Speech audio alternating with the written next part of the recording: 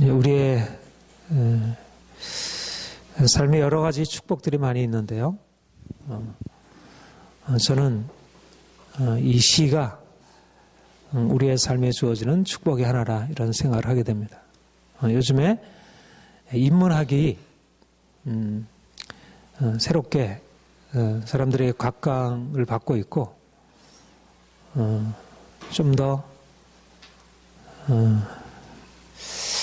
인생이 성공적으로 살아가기 위해서 인문학적인 통찰이 필요하다 이렇게 얘기를 하고 이제 시나 예술과 같이 어떻게 보면 사람들에게 오늘 과학기술을 살아가는 과학기술 문명을 살아가는 사람들에게 그렇게 크게 중요하게 여겨지지 않는 그것이 오늘날 사람들에게 새로운 관심으로 부각되는 것을 보게 됩니다. 제가 요즘에 이제 이 시를 접하게 되었는데 이러저러한 시를 통해서 그 안에 인생의 깊은 지혜가 담겨 있는 것을 보게 되고요.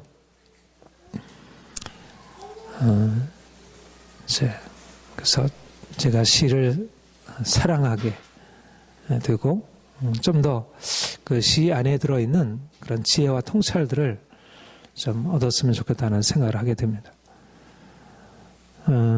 그 오규원이라는 분 시인이 계신데 현대 시인인데 1945년도에서 2007년도 얼마 전에 돌아가신 분인데 그분이 살아있다는 것은 흔들리면서라는 시에서 그 처음 천년인데요. 살아있다는 것은 흔들리면서 튼튼한 줄기를 얻고 잎은 흔들려서 스스로 살아있는 몸인 것을 증명한다. 이제 그렇게 시작하는 시가 있습니다. 인생을 어떻게 받아들이느냐. 여러분 인생을 어떻게 받아들이느냐 하는 것이 중요합니다. 인생은 이제 너무나 많은 것으로 이루어져 있는데 인생의 고통도 있고 기쁨도 있고 슬픔도 있고 즐거움도 있고 인생의 여러 가지 많은 것들을 어떻게 받아들이느냐. 특별히 인생의 고통, 슬픔, 절망적인 상황들을 어떻게 받아들이느냐. 거기에 대해서 그런 것을 만날 때 내가 어떻게 그 상황들을 받아들이고 내 마음을 어떻게 다스리고 그 상황을 헤쳐가느냐. 삶이라는 게 늘 따뜻하고 아늑하고 편안하고 우리가 원하는 대로 되어지지 않습니다.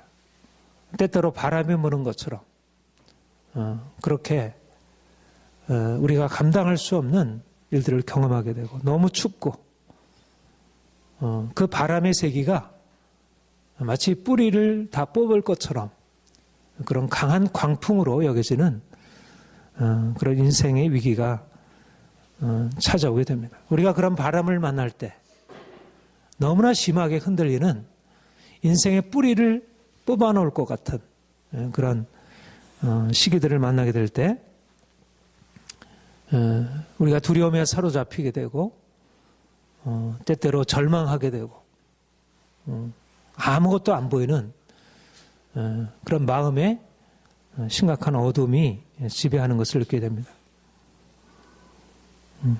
바람은 우리가 살아있는 것 자체를 위협하는 마치 나무가 있을 때 너무 심한 광풍이 불면 뿌리가 뽑혀나가서 곧 죽을 것 같은 이제 그런 위기에 처하게 되는 것처럼 우리 인생도 그런 바람을 만나게 되면 인생이 곧 끝날 것 같아 보이는 그런 위기감을 갖게 됩니다.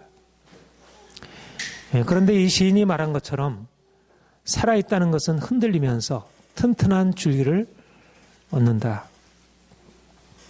바람이 오히려 우리 인생의 뿌리를 흔들고 우리를 완전히 끝나게 하는 것 같아 보이지만 오히려 그 바람으로 인하여 흔들리면서 오히려 튼튼한 뿌리, 튼튼한 줄기를 얻게 된다는 사실입니다.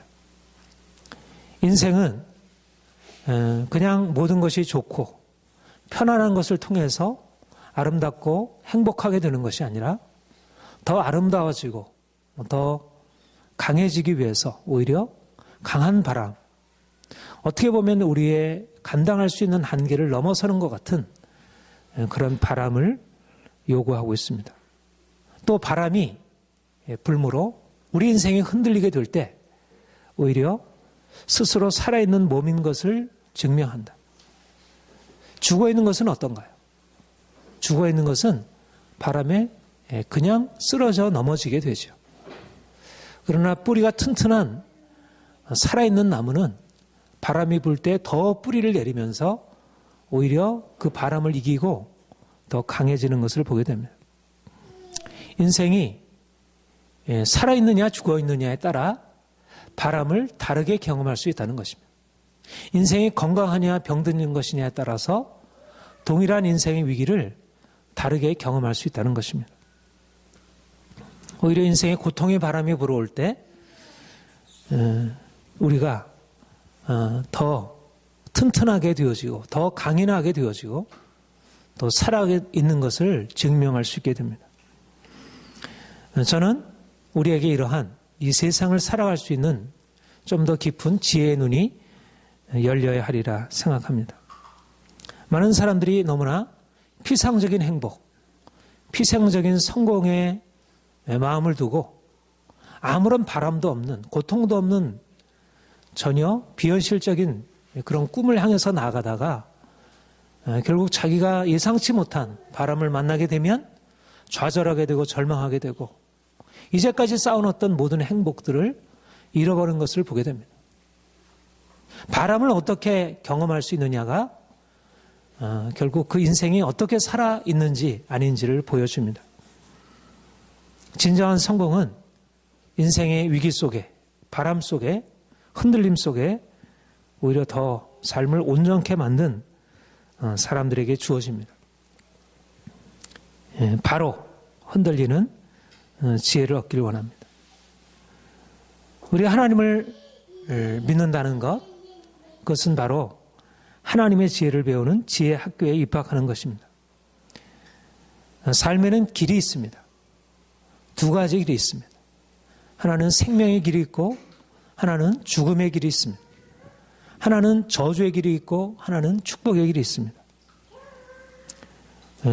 우리 앞에 놓여 있는 길들에 생명의 길을 택하고 죽음의 길을 피하는 것, 저주의 길을 피하고 축복의 길을 택하는 것, 이것이 지혜이고 우리가 하나님을 믿는 것은 바로 그 생명의 길을 택하는 지혜를 배우는 것입니다. 잠언에서 이렇게 말씀하십니다. 의인의 길은 돋는 햇살 같아서 크게 빛나 한낮의 광명에 이르거니와 악인의 길은 어둠 같아서 그가 걸려 넘어져도 그것이 무엇인지 깨닫지 못하느니라. 의인의 길과 악인의 길, 돋는 햇살 같아 한낮의 광명에 이르게 하는 의인의 길이 있고 어둠 같아서 걸려 넘어져도 그것이 무엇인지 깨닫지 못하는 악인의 길이 있다는 것입니다. 생명의 길과 죽음의 길, 축복의 길과 저주의 길, 의인의 길과 악인의 길. 지혜를 얻은 사람, 의인의 길을 알아서 그 한낮의 광명에 이르게 되는 지혜를 얻은 사람들이 있고 이 지혜를 얻지 못함으로 나름대로 자기 성공과 행복을 지향하지만 결국은 패망에 이르게 되고 죽음에 이르게 되는 사람들이 있습니다. 오늘날 많은 사람들이 성공과 행복을 위해서 나아가지만 지혜를 얻지 못하여 이게 성공이구나. 그런데 나아가는 길이라는 것이 고작 어둠으로 인하여 멸망에 이르게 되는 악인의 길에 서 있는 것입니다. 중요한 것은 지혜를 얻는 것입니다. 우리 인생에 지혜가 필요하고 그리고 자녀들에게 필요한 것은 사실상 그냥 세상에서 이렇게 공부하면 이렇게 대학에 입학해서 좋은 직장에 취직해가지고 인생을 성공적으로 살아갈 수 있다는 그런 일반적인 사람들의 상식적인 생각을 넘어서 진정으로 인생을 성공적으로 살아갈 수 있는 그 지혜, 그런 지혜를 가르쳐 그들로 하여금 의인의 길, 생명의 길에 서게 하는 것입니다. 교육이 중요합니다. 어려서부터 지혜 교육, 아이들에게 의인의 길, 생명의 길을 가르쳐줘야 합니다. 저는 오늘날 교육이 진정한 지혜, 인생을 행복하고 성공적으로 살아갈 수 있는 진정한 지혜를 가르치지 못하고 오히려 잡다한 지혜가 되지 못하고 오히려 인생을 고통스럽게 만들 수 있는 그런 잡다한 지식들을 가르치고 있음을 보게 됩니다. 내 아들아, 내 아비의 훈계를 들으며 내 어미의 법을 떠나지 말라. 솔로몬이 그 아들에게 교훈한 말씀입니다. 내 아들아, 내 아비의 훈계를 들으며 내 어미의 법을 떠나지 말라. 무슨 말입니까? 아비의 훈계, 어미의 법이 있다는 것입니다. 자녀들에게 필요한 것은 아비의 훈계와 어미의 법입니다. 자녀들이 하나님의 말씀 안에서 훈계를 받고 하나님의 율법의 가르침을 받을 때 그럴 때 인생은 지혜로워지게 되고 그로 인하여 악인의 길을 버리고 의인의 길, 돋는 햇살과 같아서 한낮에 광명에 이르게 되는 의인의 길에 설 수 있게 됩니다. 오늘날 자녀들에게 이러저러한 재산을 물려주려고 하고 또 지식을 자녀들에게 주어서 그 자녀들이 성공적인 인생을 살아가도록 하려고 하는 것이 부모들의 애씀입니다. 우리 한국의 부모들은 특별히 자녀에 대한 교육열이 아주 높고 그것이 인생을 성공적으로 살아가게 할 수 있다는 그런 생각들을 다 공유하고 있죠. 뭐 우리나라만이 아니라 유교권에 있는 나라, 뭐 중국, 일본, 베트남, 뭐 싱가포르 이 모든 나라들이 다 자녀들에게 교육을 하려고 하는 것에 아주 열심을 가지고 있습니다. 그런데 무엇보다도 자녀들에게 필요한 것은 의인의 길을 가르쳐서 그들을 지혜롭게 사는 것. 이것이 바로 요셉에게 있었던 일이라 그렇게 생각이 됩니다. 우리를 오늘 본문은 잘 아는 본문입니다. 요셉이 형들의 미움을 받아서 팔려서 애굽 바로왕 시위대장이 되는 보디발의 종이 되었습니다. 그가 종이었지만 아주 신실하게 주인을 섬김으로 그에게 신임을 받고 가정 총무가 되어 가정 모든 살림을 주관하게 되었고 그로 인해서 온 가족이 복을 받게 되었습니다. 그런데 요셉은 이렇게 뛰어난 지혜와 능력을 가지고 있었고 또 그 외모도 출중했기 때문에 보디발의 아내가 그 요셉의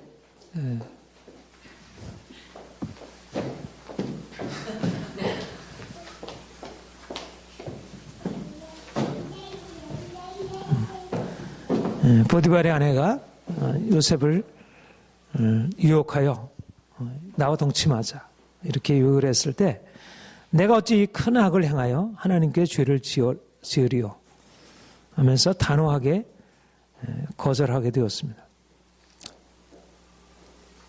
요셉이 이렇게 주인의 아내가 그를 유혹할 때 어떻게 거절하게 되었을까요? 하나님께 이 큰 악을 행하여 하나님께 죄를 지으리요. 보디발의 아내의 유혹은 그를 죽이는 뱀의 독이라는 사실을 알아차린 것입니다. 요셉 아내는 보디발의 아내, 그 주인의 여주인의 그 말이 굉장히 달콤하게 여기고 그래서 그것을 허용하게 되면 내 인생이 더 나아지리라 그렇게 생각하지 아니하고 그 말을 들을 때 단번에 이것은 나를 죽이는 나를 치명적으로 내 인생을 완전히 망치게 하는 그런 공격이고 이건 어리석은 유혹이라 뱀이 나를 지금 속이고 있다는 사실을 그가 깨달았습니다. 잠언 2장 16절에 보면 지혜가 너를 음녀에게서 말로 후리는 이방 계집에게서 구원하리니. 잠언에 보면요, 이 이방 계집에게서, 말로 후리는 이방 계집에게서, 음녀에게서 너를 구원하리라. 이 음녀로부터 그 지혜가 건진다는 말을 말씀을 굉장히 많이 얘기를 하고 있어요. 옛날이나 지금이나 이런 성적인 이 유혹, 이것은 특별히 남자들에게 정말 이렇게 넘어가기 쉬운 유혹이고, 그래서 오늘날 너무나 많은 사람들이 이것 때문에 넘어가서 인생을 망치게 되고, 가정이 파괴되고, 또 많은 지도자들이, 정치 지도자들이, 또 종교 지도자들이 여기에 넘어지게 되는 것을 보게 됩니다. 겉으로 보면 잠시 즐거움을 주는 것 같아도 그것이 결국 인생을 죽이는 도구로 가득 찬 그런 말이라는 사실을 깨닫게 되고, 그는 그 낚싯줄, 그 사단이 그에게 던지는 낚싯줄에 걸리지 않게 되었습니다. 오늘날 너무나 많은 사람들이 이 지혜를 잃어버린 것입니다. 내가 어찌 이 큰 악을 행하여 하나님께 죄를 범하리이까. 단호하게 그런 악의 유혹에 대해서 거절하고 거기에 자신을 지켜야 하는데, 오늘날 너무나 많은 어른들이, 아이들이, 청소년들이 이 악을 허용하고 그것이 자기 인생을 망치는 것임을 깨닫지 못하고 그것을 받아들임으로 그 인생을 파멸로 나아가게 됩니다. 오히려 이러한 지혜를 비웃고 인생이 마치 그것을 금하고 그것을 통제하고 그것을 절제하는 것은 인생에 주어진 자유를 잃어버리는 것이냐. 다른 사람이 보지 않으면 내가 이것을 허용해도 되리라. 이런 식으로 이제 그것에 대해서 마음을 열어놓고 있는 것을 보게 됩니다. 오늘날 드라마, 영화, 음악, 너무나 많은 대중매체들이 이 인터넷을 통해서 이러한 음란의 문화가 점점 퍼져가고 있고, 이것이 사람을 죽이는 독이라는 사실을 깨닫지 못하고 오히려 이 땅의 지도자들이, 지식인들이, 엘리트들이 이런 일들에 대해서 별로 부끄러움을 느끼지 않고, 그래서 점점 이 사회가 이런 면에서 어둠으로 더 깊이 들어가는 것을 보게 됩니다. 심각한 가정과 이 사회를 파멸로 인도하는 어둠이 짙어가는 것을 오늘날 보게 됩니다. 오늘날 이러한 요셉과 같은 진정한 지혜, 내가 어찌 이 일을 행하여 하나님께 큰 죄악을 범하리이까. 나는 그렇게 할 수 없습니다. 요셉이 어떻게 이러한 지혜를 얻을 수 있었을까요? 가정교육이었다, 그렇게 봅니다. 하나님이 그의 할아버지, 증조할아버지, 아브라함이 증조할아버지죠. 증조할아버지, 이삭 할아버지, 그 다음에 야곱 아버지, 이렇게 4대에 걸쳐서 쭉 계승되어서 하나님의 지혜가 무엇인지를, 어떻게 인생을 바르게 살아가는 건지를 배웠을 것입니다. 만약 그렇지 않았다면 종으로 팔려가서 그곳에서 그것을 막아낼 수 있겠습니까? 자기 여주인이 요청하는 건데 감당하기 어렵죠. 그런데 그가 여주인의 유혹에 대하여 단호히 뿌리칠 수 있었던 것은, 그가 이미 어렸을 때 아버지로부터 받은 명확한 교육, 이런 악의 길에 대해서, 이방인의 악의 길에 대해서 너는 자신을 구별해라. 야곱은 그 이삭으로부터 그 악의 길에 대해서 자신을 지킬 것을 배웠고, 이삭은 아브라함으로부터 그 가르침을 배웠던 것입니다. 아브라함에게 하나님이 소돔과 고모라는 이 성적인 타락으로 인해서 멸망을 당했잖아요. 그런데 소돔과 고모라를 멸하시기 전에 그 천사가 소돔과 고모라를 멸하러 가는 그 길목에서 아브라함에게 이렇게 말씀을 하시는 것을 우리가 봅니다. 아브라함은 강대한 나라가 되고 천하 만민은 그로 말미암아 복을 받게 될 것이 아니냐. 내가 그로 그 자식과 권속에게 명하여 여호와의 들을 지켜 의와 공도를 행하게 하려고 그를 택하였나니 이는 나 여호와가 아브라함에게 대한 말한 일을 이루려 함이니라. 하나님이 아브라함을 강대한 나라가 되고 천하 만민이 그로 말미암아 복을 얻을 것이다.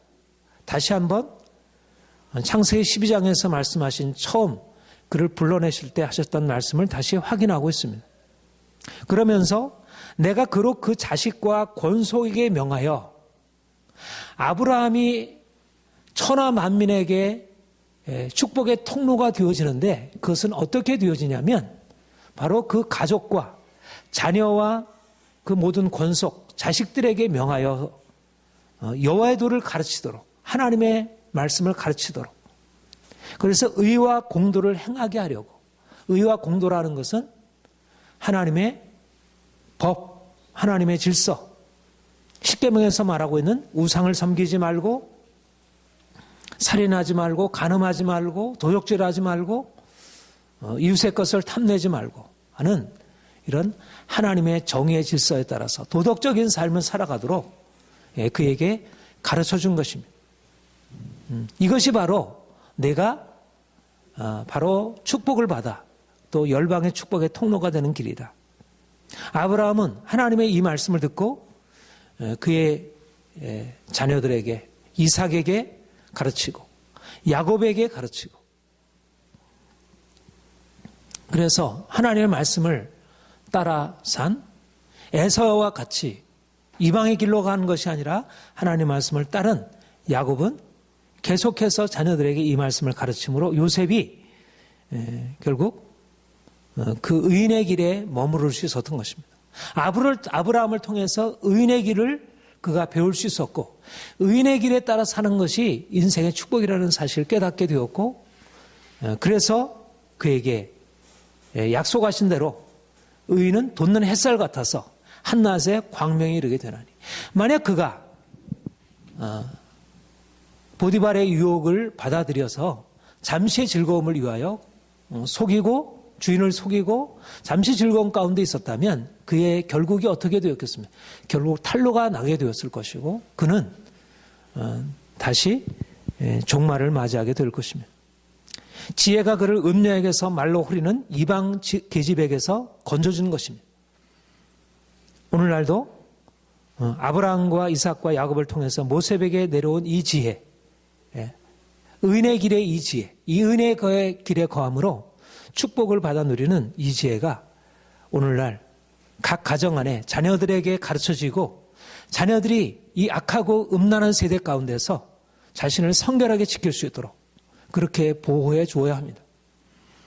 무엇보다도 자녀들이 공부를 잘해가지고 좋은 대학에 입학하고 좋은 직장에 취직하는 것 이것은 물론 축복이 될 수 있었지만 만약 이러한 하나님의 말씀의 가르침, 의와 공도, 정의와 의의 길을 깨닫지 못한다면 결국 오늘날 이 세상에 온통 퍼져 있는 수많은 유혹과 많은 미혹의 길들에 자녀들이 넘어가게 될 것입니다. 요즘에 인터넷 열기만 하면 온갖 음란물들과 이런 것들로 그냥 쌓여 있잖아요. 뭐 눈만 열게 되면 우리를 미혹하는 것들이 너무나도 많이 있습니다. 모든 책들 안에 이런 잘못된 가르침들이 사람들의 영혼을 병들게 하고 있습니다. 오늘날 세상에서 자녀들을 유혹하는 어둠의 길에서 자녀를 보호할 수 있도록 그러한 지혜로운 부모들이 되기를 원하고 또 여러분들이 요셉과 같이 그런 하나님의 지혜를 받아들여서 그런 죄의 바람이 여러분들을 넘어뜨리려고 할 때 자신을 지킬 수 있기를 바랍니다. 믿음이란 삶의 평안을 보장해 주지 않습니다. 믿음은 우리에게 지혜를 말해주지만 오히려 믿음의 길은 위기의 연속입니다. 요셉이 형들의 미움을 받아서 애굽 바로 경호대장 보디발의 종으로 팔렸습니다. 그런데 그가 하나님을 믿음으로 말미암아 하나님이 그를 그 위기에서 건져주셨고 오히려 그 가운데서 오히려 형통한 자가 되어 오히려 바로의 경호대장 보디발의 집에 축복의 통로가 되었습니다. 그런데 다시 위기의 바람이 불어닥친 것입니다. 그의 주인의 아내가 유혹을 해왔습니다. 자기와 동침하자고 청하는 주인의 아내의 유혹을 그는 뿌리쳤고, 그래서 다시는 그와 만나지도 않고 그와 함께 있지도 않으려고 단호하게 그의 유혹을 거절했습니다. 그런데 그가 그로 인해서 어떤 고난이 그에게 닥쳐올 것을 몰랐겠습니까? 주인이 만약 그걸 거절하게 되면 반드시 앙심을 품고 그를 헤아리라고 하는 생각을 갖게 되었을 것입니다. 그러나 그는 단호하게 그 유혹에 대해서 거절하고 자신을 지켰습니다. 그로 인하여 그의 모든 이제까지 쌓아놓았던 그래도 주인에게 얻었던 신뢰와 그로 인한 삶의 안정, 그로 인한 여러 가지 그 안에서의 지위, 이런 것들을 잃어버릴 위기에 처하게 된 것입니다. 그로 인해서 그는 결국 하나님의 말씀을 택했지만 결국 누명을 쓰게 되었고 감옥에 갇히게 되었습니다. 그가 쌓아놓은 것이 다 무너지게 되는 상황에 이르게 된 것입니다. 그런데 여러분, 그가 어떻게 되었습니까? 우리는 요셉의 이야기의 전개와 결말을 잘 알고 있습니다. 그가 감옥에 갇힘으로 말미암아 그에게 주어진 것은 당장에는 고난이었지만, 그러나 그는 감옥에서도 형통한 자가 되었습니다. 그는 감옥에서도 성실한 자가 되었고 간수장의 신임을 받아가지고 그에게 모든 일을 맡겨지게 되었고, 단지 그 감옥 안에서 그가 지위를 얻고 그 삶이 형통케 된 것이 아니라 그는 거기서 새로운 기회를 얻었습니다. 거기서 꿈꾼 거기에 잡혀 들어온 바로의 관원장, 술 맡은 관원장과 떡 맡은 관원장의 꿈을 해몽해 주게 되었고, 그 두 꿈을 해몽해 주러 준 것을 계기로 해서 몇 년 후에 바로의 꿈을 해몽해 주게 되었고, 바로의 꿈을 해몽해 주어서 결국 그는 총리 대신이 되었습니다. 여러분, 이것이 바로 의인의 길이 햇살 같아서 돋는 햇살 같아서 한낮의 광명에 이르게 되는 하나님의 법칙인 것입니다. 만약 그가 감옥에 들어가지 않았다면 술 맡은 관원의 꿈을 해몽해 줄 수 있는 그런 기회가 있었겠습니까? 그가 바로의 꿈을 해석해 줄 수 있겠습니까? 그가 총리가 될 수 있었겠습니까? 하나님이 그에게 주셨던, 어렸을 때 주셨던 그에게 내가 많은 사람들에게 리더가 되고 다스리는 자가 되리라고 하는 하나님의 꿈이 이루어질 수 있었겠습니까? 그가 하나님 말씀을 순종함으로 그 위기의 바람 앞에 그가 굴복하지 아니하여 결국은 그가 넘어지는 것 같아 보였지만, 그가 실패하는 것 같아 보였지만 오히려 그것이 계기가 되어 그는 하나님의 꿈이 이루어지고 모든 사람들을 위해 다스리는 자로 승진할 수 있게 되었습니다. 바람이 그를 꺾으려고 했지만 그는 꺾이지 않았고, 결국 그 흔들림은 그가 살아있다는 사실을 보여주었습니다. 그의 유혹은 그를 넘어뜨리는 것이 아니에요. 그가 종으로 팔렸어도 또 보디발의 아내의 유혹을 받았어도, 그가 감옥에 갇혔어도 온갖 바람이 그를 넘어뜨리려고 했지만 그는 꺾이지 아니하고 오히려 흔들림을 통하여 더 튼튼해지고 그가 살아있는 자라고 하는 것을 보여주었습니다. 그는 죽은 나무가 아니었고 오히려 그 바람 앞에서 그가 살아있음을 보여주었고 아름다운 열매, 그래서 모든 그 나무가 모든 바로의 그 애굽에 사는 모든 사람들과 그 가족들과 가나안 땅의 모든 사람들을 살릴 수 있는 그런 엄청나게 큰 나무로 성장하게 되었던 것입니다. 여러분, 이것이 바로 하나님이 우리 믿음의 사람들에게 주시려는 축복의 길을 이끌어 가시는 과정들입니다.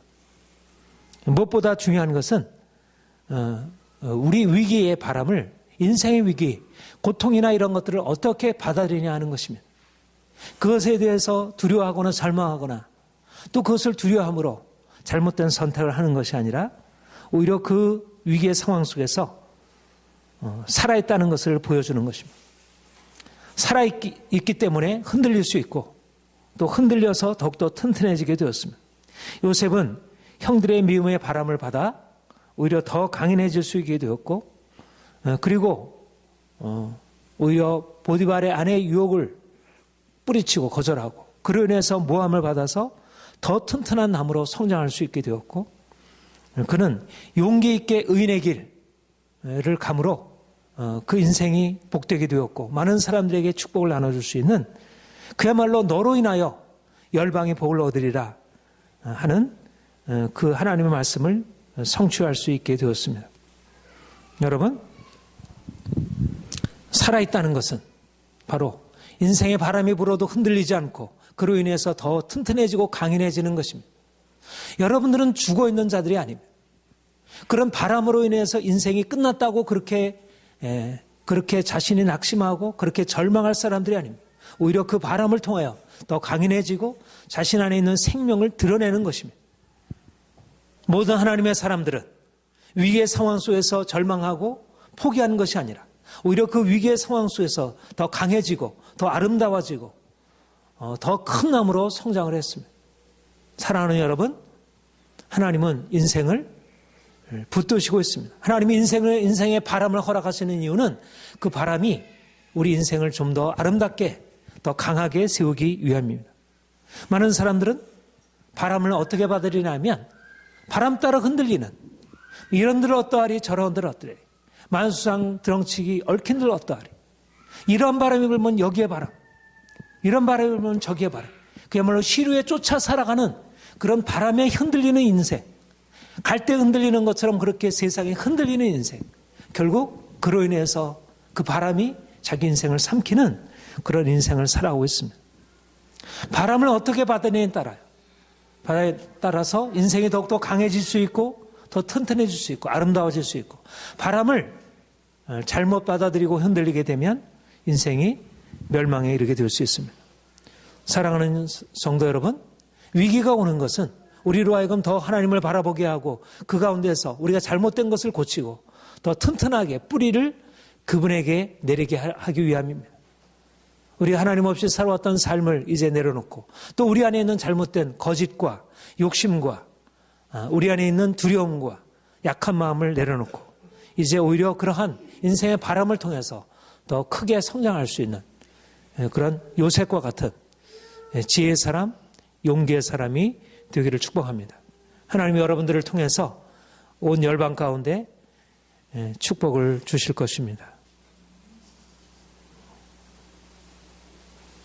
우리 함께 기도하겠습니다.